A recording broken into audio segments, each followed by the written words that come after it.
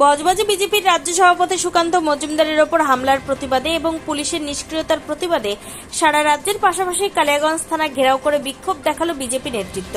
শুক্রবার বিকেলে কালিয়াগঞ্জের বিজেপি শহর মণ্ডলের ডাকে সুকান্ত মোড়ে অবস্থিত দলীয় কার্যালয় থেকে প্রতিবাদ মিছিল করে এসে থানার গেটের বাইরে তাদের আটকে দেয় পুলিশ এবং সেখানে বসে বিক্ষোভ দেখায় বিজেপি কর্মীরা। উপস্থিত ছিলেন বিজেপি শহর মণ্ডল সভাপতি অপূর্ব রায়, জেলা এসসি মোর্চার সভাপতি তারিণী কান্ত রায়, শহর যুব মোর্চার সভাপতি আনন্দ পাসওয়ান সহ অন্যান্যরা।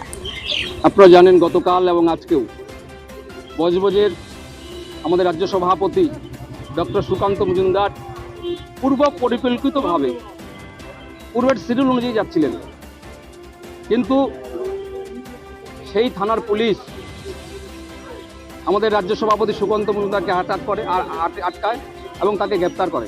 শুধু সেটা নয়, গতকালকে তৃণমূল পরিকল্পিতভাবে সুকান্ত মজুমদারকে আটকিয়ে তাদেরকে, সে আমাদের একজন প্রফেসর মানুষ, কেন্দ্রীয় প্রতিমন্ত্রী, তাকে জুতা পর্যন্ত দেখানো হয়েছে।